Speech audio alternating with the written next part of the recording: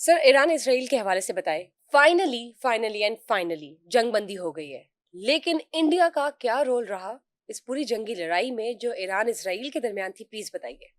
India का role तो बहुत छोटा है, तो छोटी चीज़ को बाद में डिस्कस कर लेते हैं। पहले बड़ी खबर तो ये है कि सीज़ फायर हुआ है। जी। और अब जब हम ये प्रोग्राम कर रहे हैं तो सीज़ फायर के फैसले के बाद जो छोटी छोटी वायलेशंस जारी थी इसराइल की तरफ से बिल्कुल। और शायद ईरान की तरफ से भी, अब वो भी ख़त्म हो गई हैं। और अब इसको एक मुकम्मल सीज़ फायर कहा जा सकता है। और मुकम्मल तौर पर अब हम कह डोनाल्ड सकते हैं। ट्रंप ने एक बात की है।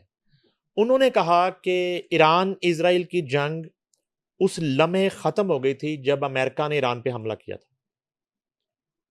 क्या और मतलब, जरा बताइए। वो ये इसका जो एक टेक्निकली वो इस बात को इस तरह करते हैं डोनाल्ड ट्रंप। वो कहते हैं कि इजराइल जो है वो जो जोहरी तनसीबात थी जी जी। ईरान की, जिसकी वजह से ये सारा तनाज़ा शुरू हुआ और लड़ाई शुरू हुई।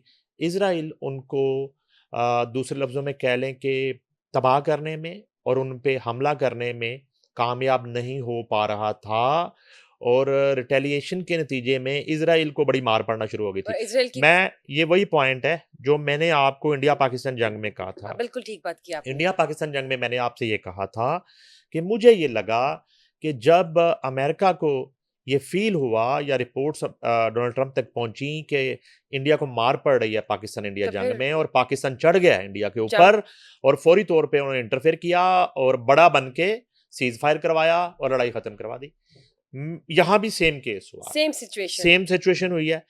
ईरान जो है वो इसराइल पर बिल्कुल जो है वो जिसको कहते हैं ना चढ़ चढ़ाई कर चढ़ दी। दौड़ना। जी। और इसराइल को समझ नहीं आ रही थी और इसराइल जो है ना बिल्कुल मैं कहता हूँ घुटनों पे आ गया था कि अमेरिका फिल फोर जो है वो इसमें इंटरफेयर करे। अच्छा, वो हमने बात भी की कि डोनाल्ड ट्रंप ने 2 हफ्ते का टाइम भी दिया, वो पूरी दुनिया के सामने दिया भाई। अगर उसके बाद उसने अटैक कर दिया है तो उसमें हमारा क्या कसूर है? वो तो अनाउंसमेंट करके डोनाल्ड ट्रंप उसमें मुकर गए ना।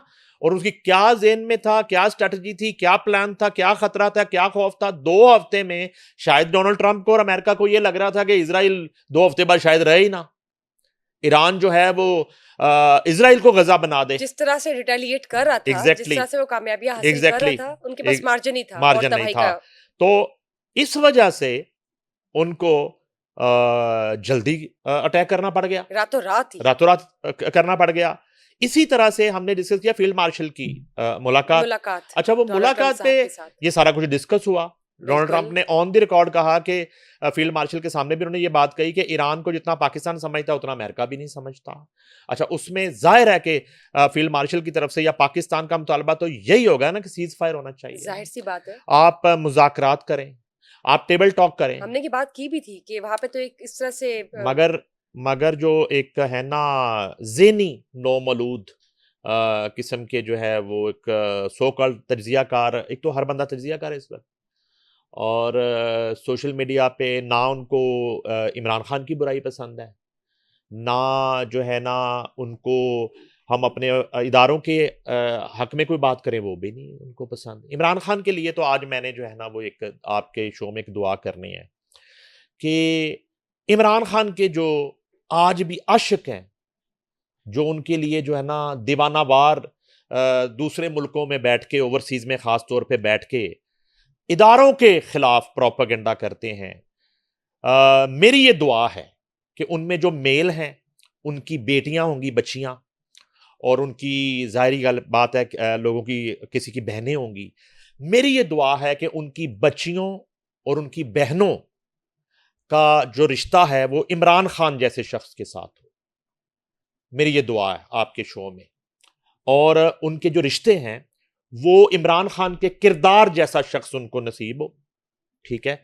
और ताकि उनके ठीक। इमरान खान से इश्क का एक जो है ना प्रैक्टिकल वो सामने आ जाए, तजुर्बा हो जाए, ठीक है ना? और इसी तरह जो एक अंधी तकलीद करने वाले हैं, अल्लाह करे कि इमरान खान जैसे किरदार का बंदा जिसकी ज़िंदगी में टैरियान भी हो, जिसकी ज़िंदगी में इद्दत में निकाह भी हो, जिसकी ज़िंदगी में 5 बच्चों की माँ का हंसता बसता घर उजाड़ना भी हो, 190 मिलियन पाउंड का केस भी हो, खाना काबा मॉडल की तोशा खाना घड़ी भी बेची हो, इस किरदार का बंदा उनकी बच्चियों के नसीब में जो है ना वो आए। ये आपकी दुआ है। दुआ है। ये जो उनके आशिक हैं, और जी। अब कमेंट करें नीचे, अब करें कमेंट नीचे, अब बताएं नीचे कमेंट आके, जी हां हमें कबूल है इस किरदार का बंदा अपनी बेटी के लिए, अपनी बहन के लिए। ये करें अब सब लोग, अब कमेंट जरूर करिएगा, अब भागना नहीं आपने। अच्छा, ठीक। अब ये है कि ईरान इसराइल के हवाले से यूएस का रोल रहा, ठीक है, पाकिस्तान और इंडिया के रोल उस को मद्देनजर मैं रखते बताता हुए। हूं, उसमें ये था कि ये सब कुछ हुआ फील्ड मार्शल की मुलाकात में, जी। मगर उसमें जब डोनाल्ड ट्रंप को ये लगा कि ईरान ने तो जो है लम्हे पा लिया बिल्कुल। इसराइल को मार्जिन ही नहीं, और वहां तो छितर पड़ तबाहियां हो रहे हैं गई हैं। इसराइल को, जी। तो उस वक्त जो है ना उसने वो ठीक है, अपनी जंपिंग कार्रवाई की। कर दी। और उसमें बड़ी खबरें हैं, उसमें बड़ी खबरें हैं कि अमेरिका से जो है त्यारे आए कई घंटों की मुसाफत तय करके, जिन्होंने बमबारी की। और वो जो उनका फर्द जोहर प्लेस है, डोनाल्ड ट्रंप बरमला ये कह रहे हैं कि वो हमने खत्म कर दिया। डोनाल्ड ट्रंप ने उनकी स्टेटमेंट अपने है बिल्कुल। अपने बिल्कुल हालिया स्टेटमेंट में ये कहा है कि ईरान जो है अपने जोहरी जो एक मंसूबा है उससे कई दहाइयां दूर चला गया, ये वो क्लेम कर रहे हैं।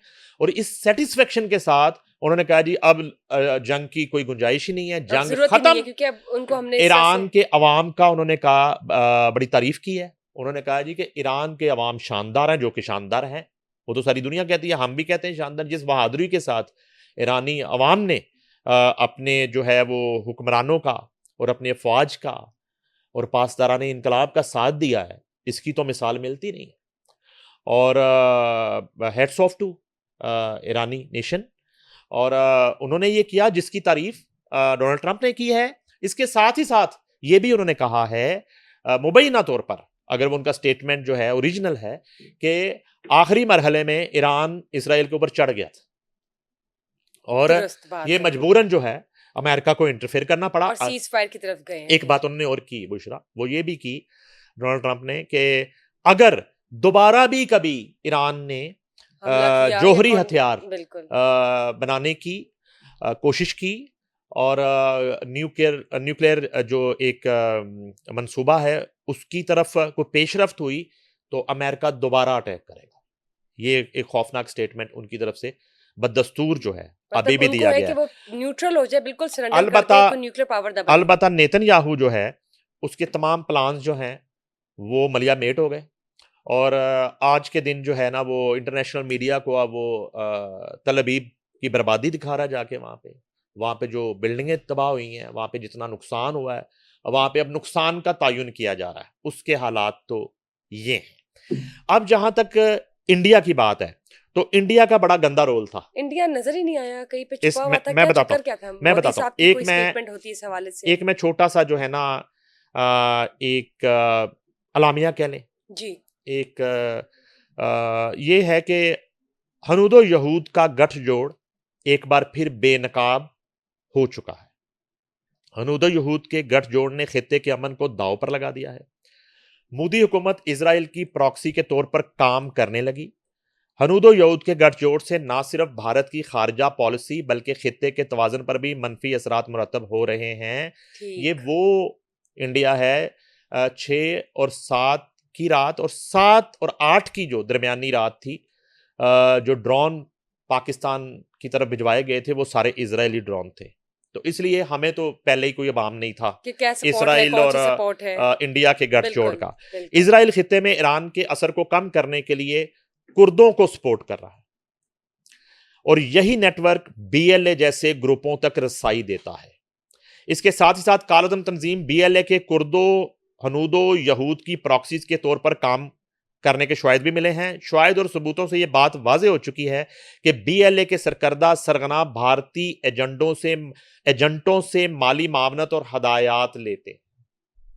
ये जो आए दिन अब जासूस यहां से गिरफ्तार होना शुरू हुए हैं और हमारी जो ये सिक्योरिटी मीडिएटर बनकर जो एग्जैक्टली है यहाँ से खबरें वहां पहुंचा रहे हैं। भारतीय जी। अकाउंट से पाकिस्तान में दहशतगर्दी की बुज़दिलाना कार्रवाइयों की पेशगी इत्तला बतौर ब्रेकिंग न्यूज दी जाती है। हाल ही में कुर्द और इसराइल का गठजोड़ भी खुलकर सामने आ चुका है। कुर्द फौजी कमांडर जनरल यजदानपना ने बयान दिया कि इसराइल हमारा दोस्त है और हम एक मुश्तरका दुश्मन ईरान के खिलाफ खड़े हैं।